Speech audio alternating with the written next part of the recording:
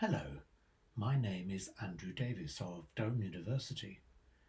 This is the second part of my lecture on the Phonics Check. We have already noted that, as a matter of fact, the Phonics Check was introduced in an attempt to ensure that all teachers use a particular approach to the teaching of reading with all pupils. The method to which I refer is, of course, synthetic phonics. Synthetic phonics pedagogy makes philosophical assumptions about the character of reading itself. Now, suppose that some of the synthetic phonics assumptions about reading are open to question. The check is closely linked to synthetic phonics. Accordingly, we are entitled to ask whether the check is really assessing aspects of reading, or rather, do synthetic phonics assumptions operate with a distorted conception of reading? Does this, in turn, mean that the phonics check itself is inherently flawed? To investigate this question, I now want to explore in some depth two assumptions often made by synthetic phonics adherents. First, the so-called simple view of reading, and an assumption about what is to count as reading rather than guessing. First, the simple view of reading. It says reading comprehension equals decoding multiplied by listening comprehension. So we see that it involves two elements, decoding and listening comprehension. Ostensibly, these are distinct from each other. The two components, decoding and listening comprehension, are sometimes said to be interdependent. Scarborough's reading rope is often added to the simple view of reading, and here it is. It purports to show how the two components, decoding and listening comprehension, become inextricably entwined as pupils acquire a measure of reading maturity.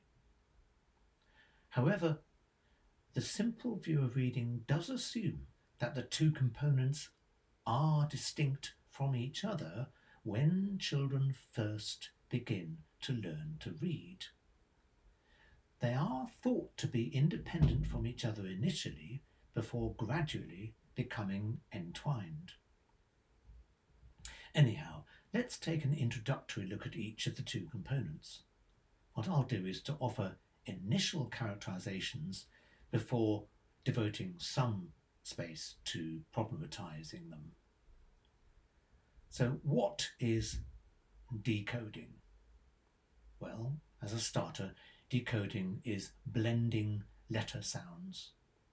And some very simple or basic examples: m, a, n, man, f, I, n, fin, s, a, n, sun.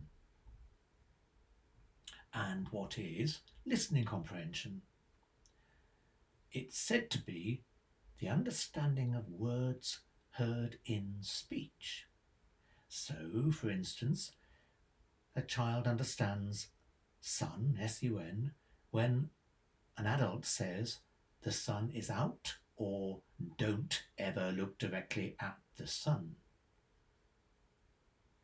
Here's an example of how the simple view of reading is supposed to work.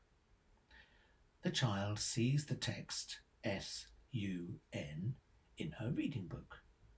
She blends three sounds that she thinks go with each of the three letters, S, A, N. She achieves the blend sun. The child then matches her blended sound with her experience and understanding of sun, sun, in the speech of others, her listening comprehension. Gough, Hoover and Peterson note, quote, "In his dotage, Milton wished to reread the Greek and Latin classics, but he was going blind. So he taught his daughters to decode Greek and Latin. They read the classics aloud while he listened to them. Between them there was reading comprehension." End of quote. The simple view of reading is only a model, but I showed that even as a mere model it is dangerously simplistic. To do this, I explore some of the complexities of reading. The Rose report strongly emphasised synthetic phonics, and Rose justified that emphasis partly on the basis of the simple view of reading. Quote, "We see good reason to consider each of the two dimensions separately, decoding and listening comprehension. Both dimensions are essential to reading." He goes on, "Evidence suggests that word recognition processes and language comprehension processes are separable dimensions of reading." End of quote. However, I think Rose is wrong here to talk of evidence suggesting. I'm going to argue that word recognition and language comprehension processes are conceptually linked. Decoding and listening comprehension are not separable in the way the simple view of reading seems to assume. For sure, the simple view of reading is only offered as a model rather than as a finely tuned, rigorous scientific theory. But I now justify my critique of the simple view of reading in some detail. First, to decoding. As we noted earlier, in the Phonics Check, decoding is thought by some to be testable with pseudo-words such as ect, osk, and han. These are examples from the English Phonics Check sample materials. Gough and Tumner's 1986 paper is the classic source for the simple view of reading, and unsurprisingly, they talk about decoding. Quote, "Decoding means different things to different people. Some equate it with sounding out, others with context-free word recognition. They go on, our position is closer to the latter, for we believe that sounding out is at most only a primitive form of decoding.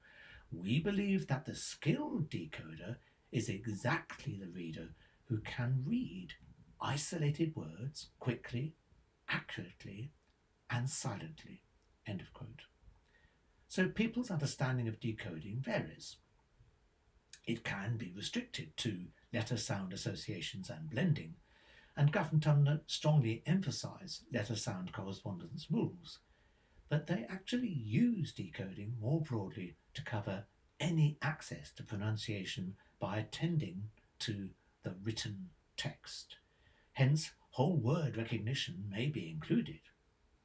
Now, many synthetic phonics adherents are deeply attached to the simple view of reading, but their notion of decoding is invariably restricted to blending sounds using letter-sound correspondences, m, a, n, to produce man.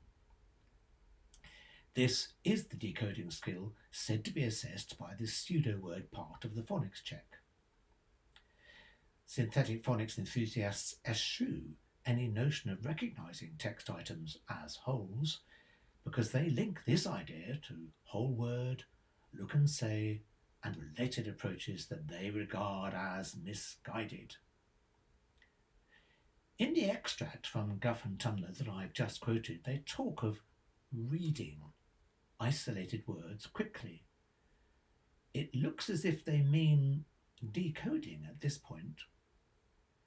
So is it right to think of words being decoded?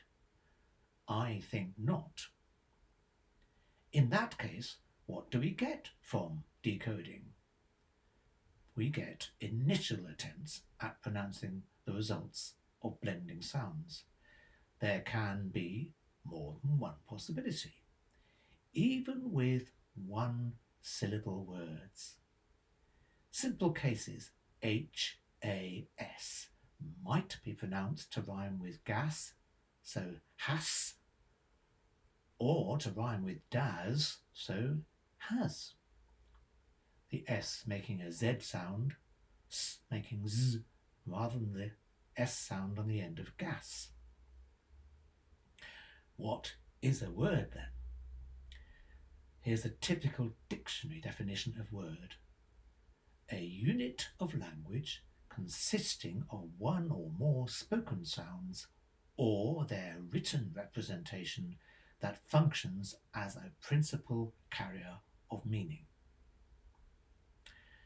Dictionary definitions are often contestable.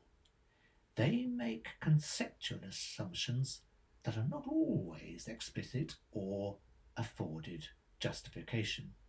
That is certainly true here.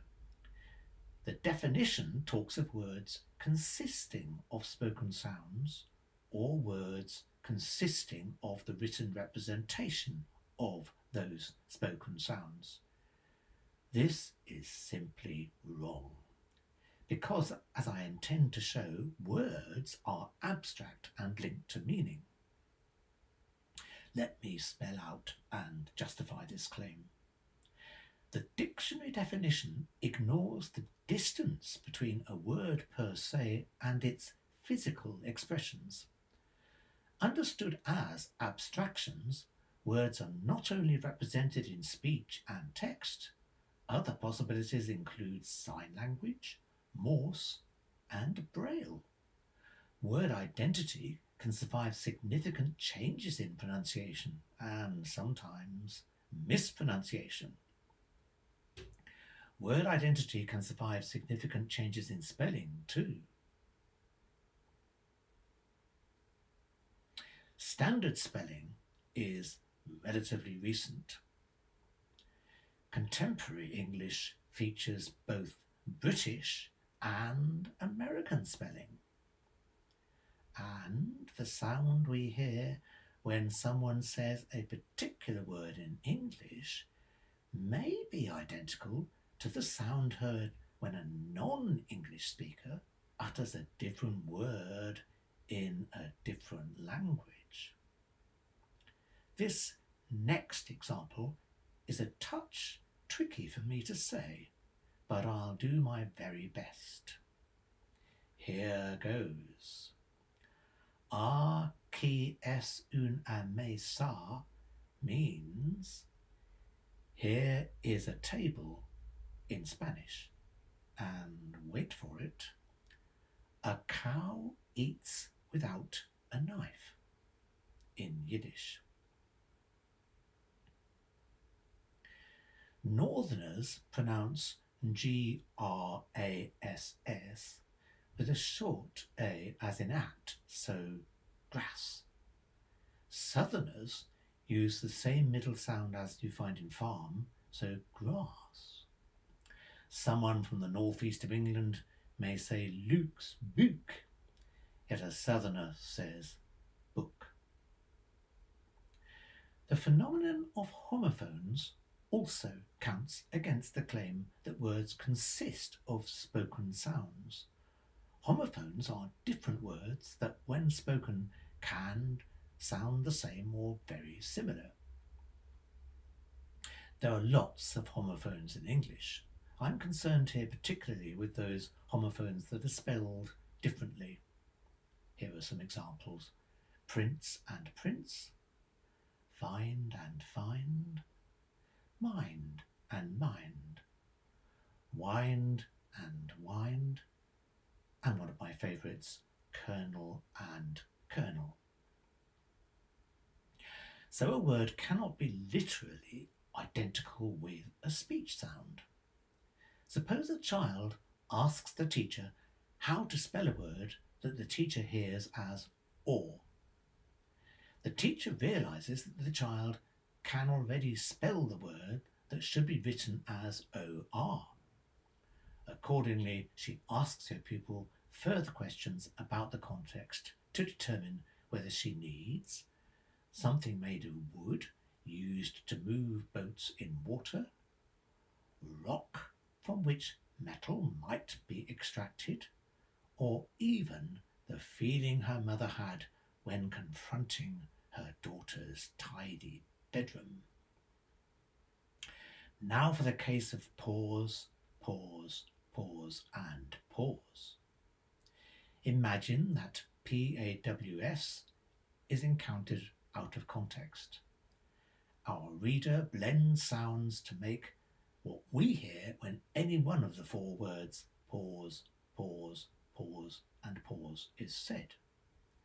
But our reader won't know which unless she already recognizes PAWS as text and links it with a word in her listening comprehension.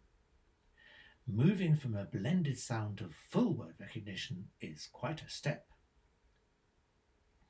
Our reader is likely to need some context and or something non-verbal, dare I suggest a picture, in order to determine with which of pause, pause, pause and pause she is dealing. There are homophones in French. Vert, green, vert, glass, vert, worm, vert, towards, and vert, some kind of fur. Apologies for my accent. There are homophones in other languages too. They include Japanese, Chinese, Hindi, Russian and Korean. In Mandarin Chinese, many different characters with different meanings have identical pronunciations. There are homophones in German, but not nearly as many as there are in English. So words can't be literally identical with sounds heard in speech. We cannot literally identify a word with a piece of text either. Why not? Heteronyms are one of the reasons. The same text can sometimes be pronounced in more than one way to say different words. Examples: I don't want to live for a century. Live music is so much better than a recording. I want to tear the book. She shed a tear. She only had a minute to put on her minute brooch before going out. The invalid made an invalid chess move. What happens when a letter sequence involves a heteronym? What must the reader do? Well, she must be able to identify which word it represents before she can pronounce it. An example: a reader encounters BASS as a piece of written text in a sentence. She attempts to blend these letter sounds. She could, at least in theory, produce 3 possible blends as a result. The first shares a sound with farm, so bass.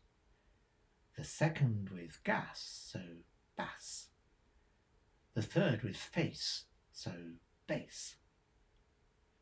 She cannot match the first result, bass, with anything in her listening comprehension, so she dismisses it. She must choose between the second, bass rhyming with gas, and the third blend, bass rhyming with bass.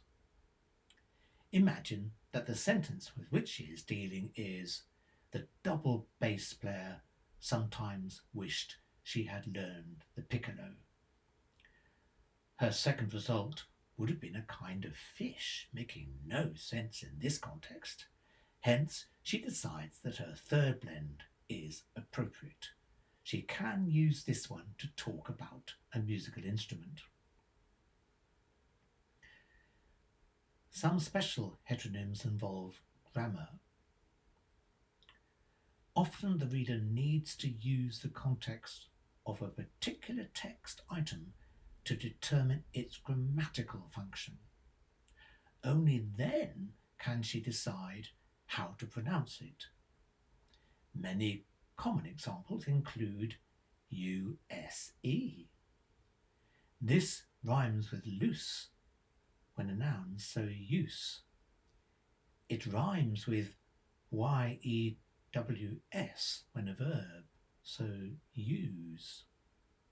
And sometimes which syllable to emphasize in a word depends on its grammatical function. Digest, as a noun, has to do with the summary of some content. A digest of the research from UCL on coronavirus. As a verb, digest, it relates to what hopefully takes place in my stomach after a meal.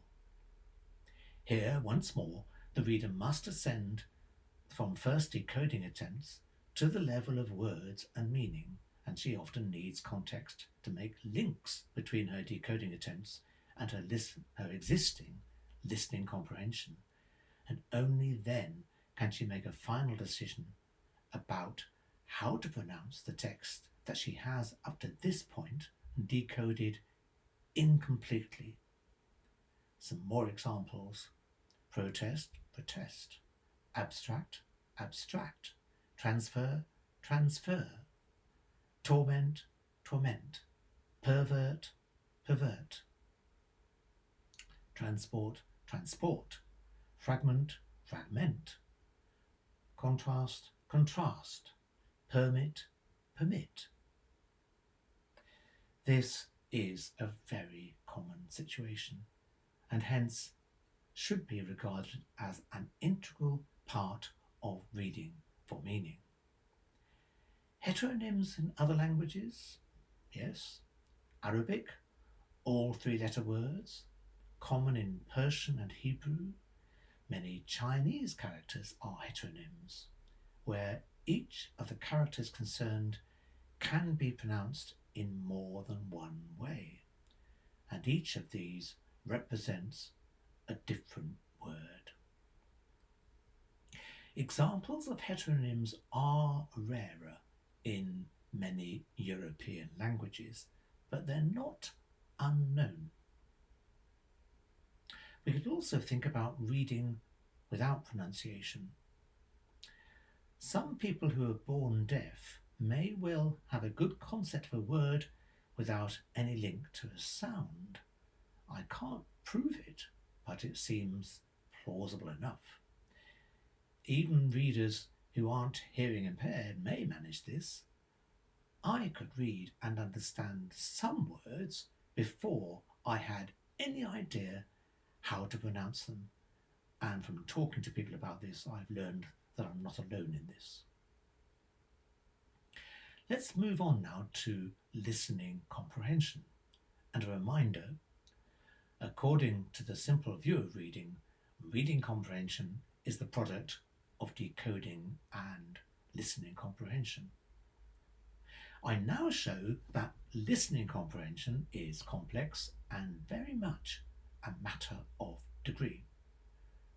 So let's remind ourselves again about listening comprehension itself. It is said to be the understanding someone has when she hears examples of her own language. Consider put your coat on. This is said to a toddler as the parent holds out the coat to the child. Suppose that the child has already seen the parent don their own coat, and the child knows that it's pouring with rain. So the child understands what the parent is saying. Coat may well be in the child's listening comprehension up to a point. The child understands the meaning and role of COAT, coat, in her parent's speech. But what if such understanding were restricted to that specific parental request? We might hesitate to credit the child with listening comprehension of coat.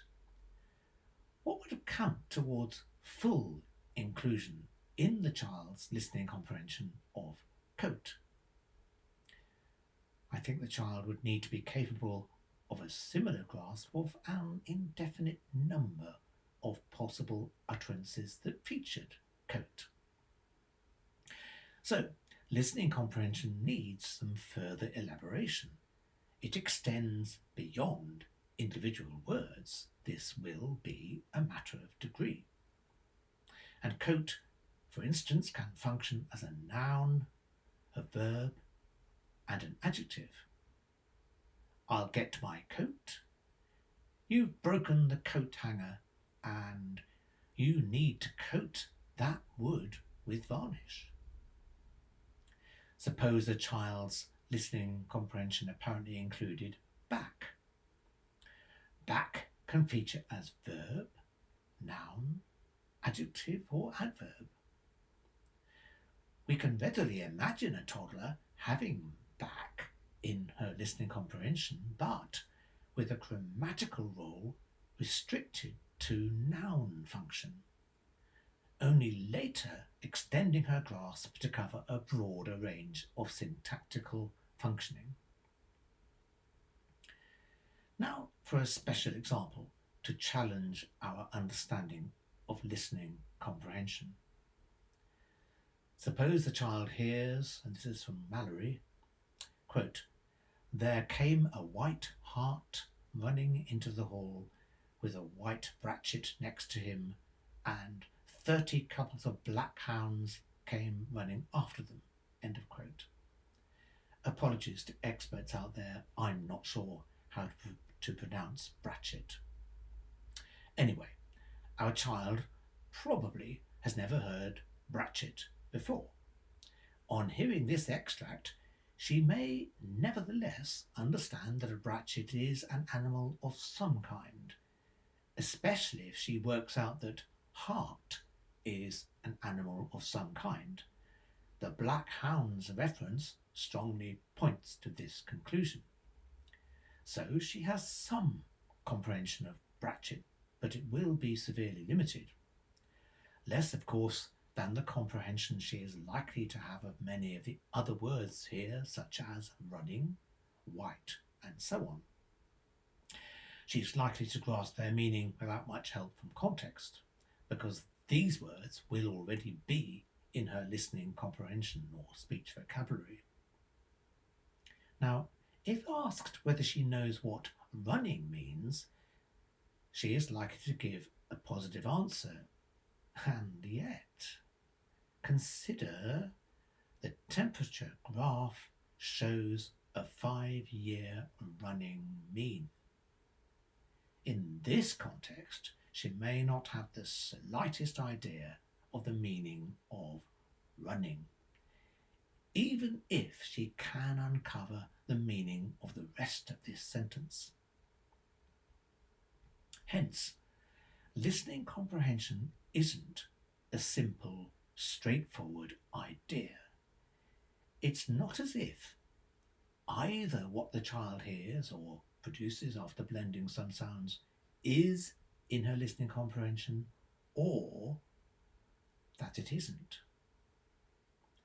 Listening comprehension of any one word doesn't exist in a complete and clearly identifiable fashion when the child begins to learn to read.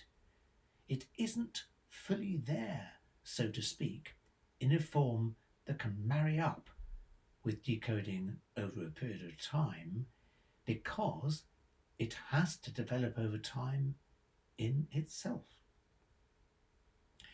The simple view of reading is explicitly a simple view, rather than a definitive and comprehensive characterization. Nevertheless, as boldly stated, it seems to be seriously misleading.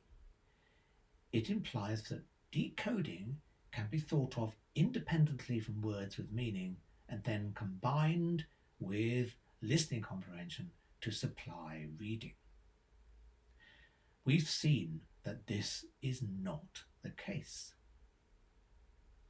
Some supporters of the simple view of reading say they concede all the points about interaction when looking at reading in practice.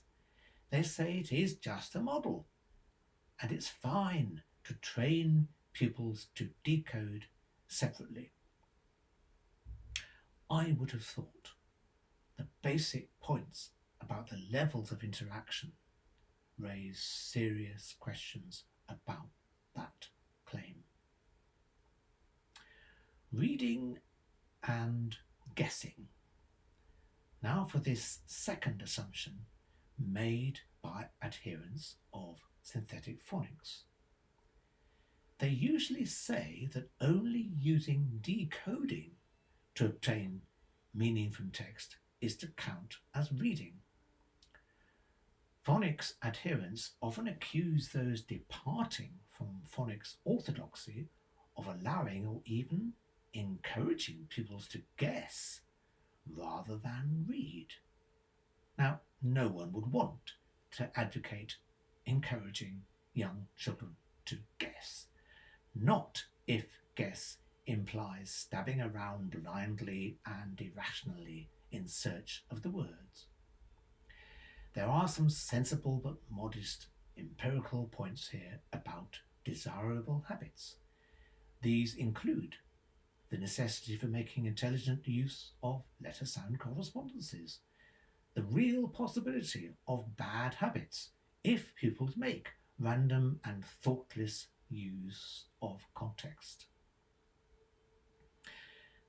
There is a history both to the antipathy and to the distorted use of that word, guessing. It relates to so-called whole language approaches to reading. It's highlighted by the following quotation from Kenneth Goodman.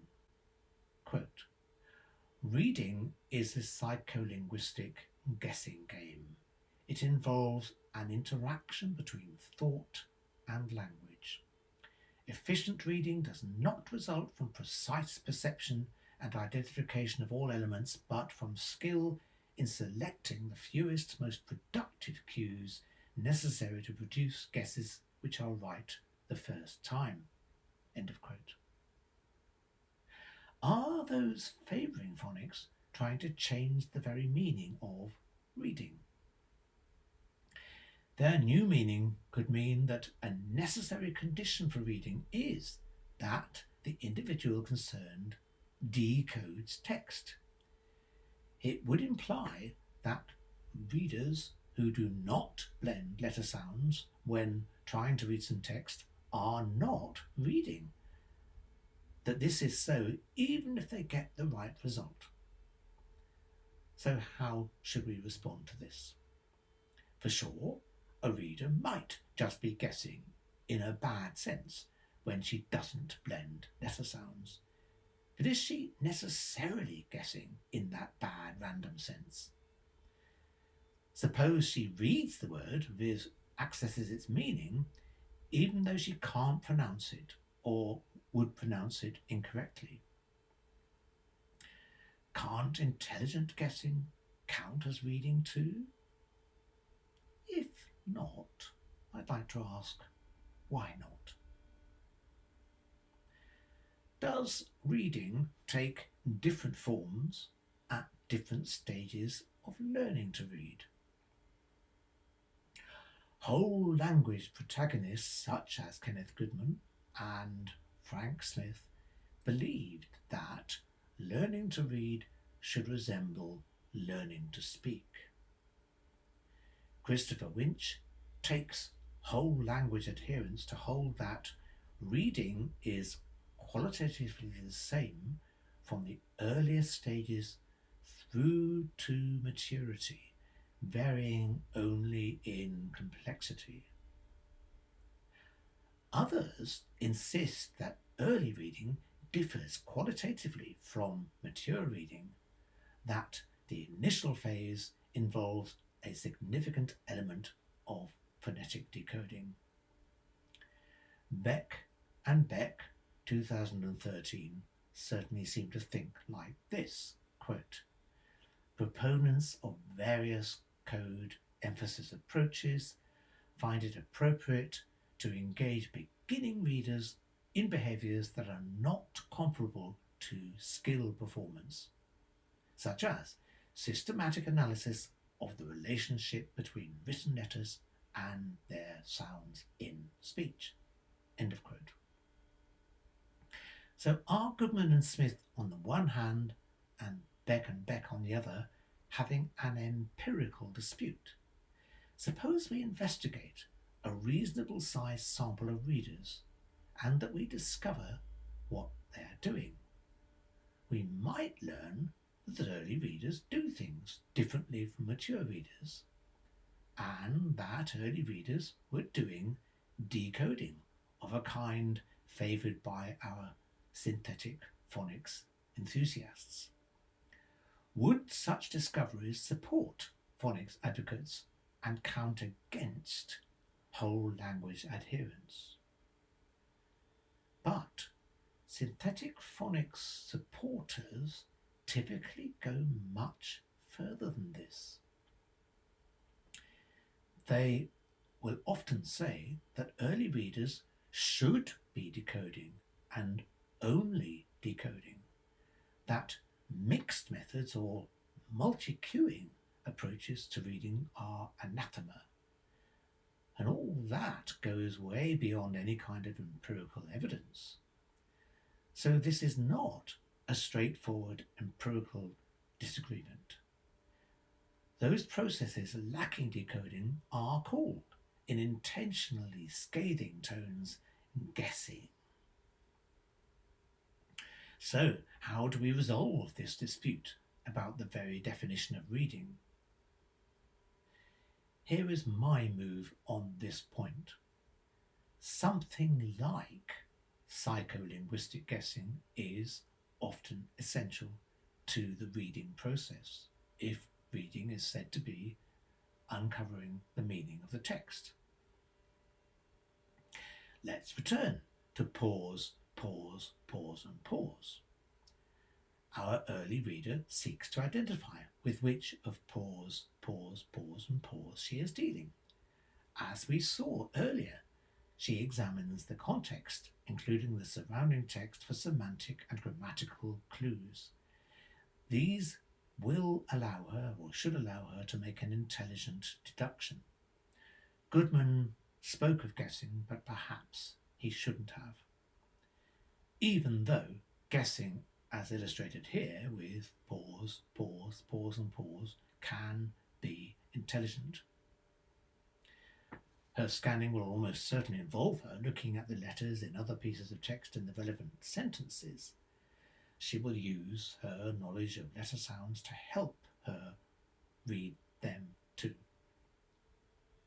The guessing process will be interactive and dynamic. Detailing all this may well make the process seem artificial and scarcely plausible. Needless to say, it happens very quickly, even with many early readers. The so-called guessing will allow the reader to home in on her word and finally reach a conclusion about which one it is. Surely she cannot read PAWS for meaning without something like the above processes taking place. Are there different kinds of reading? Perhaps there are some affinities between the concept of reading and the case of emotion. Emotions do not form a natural class. Analysis of psychological phenomena classed as emotions shows them to be not too unlike Wittgenstein's games. There is nothing common to all of them, but rather a series of family resemblances. Read, in the everyday use of this term, may be similar. This would be in part because there are genuinely a number of different kinds of reading. We are familiar with at least some of them, such as skim reading, reading aloud, or even reading without meaning. Is it possible, as some mature readers claim, to read down the middle of the page? If so, the reader acquires a gestalt of whole paragraphs and absorbs the broad meaning very quickly. Grabe and Stoller 2011 discuss the range of legitimate reading purposes. These include reading to search for simple information, reading to skim, reading to learn from texts, reading to integrate information, write and critique tests, and reading for general comprehension. Now, of course, different purposes need not imply wholly distinct reading processes. Indeed, any such implication would be pretty implausible. Nevertheless, a range of reading purposes at least hint at some variety in the reading processes concerned. So to something of a conclusion. The value of assessment depends in part on what it might measure, whether we can tell what it's measuring, whether we actually understand the nature of what it purports to measure. Accordingly, in this final section, we've investigated the nature of reading itself and the role of decoding in reading. What are the implications of all this for the value and probity of that phonics check? This session drew on a number of my publications, both on educational assessment in general and on reading in particular. I'll list a few here. This list is not exhaustive. The limits of educational assessment. Examples as method, my attempts to understand assessment and fairness in the spirit of the later Wittgenstein. A monstrous regimen of synthetic phonics. To read or not to read, decoding synthetic phonics. Educational assessment on trial. A critique of pure teaching methods and the case of synthetic phonics. Thank you.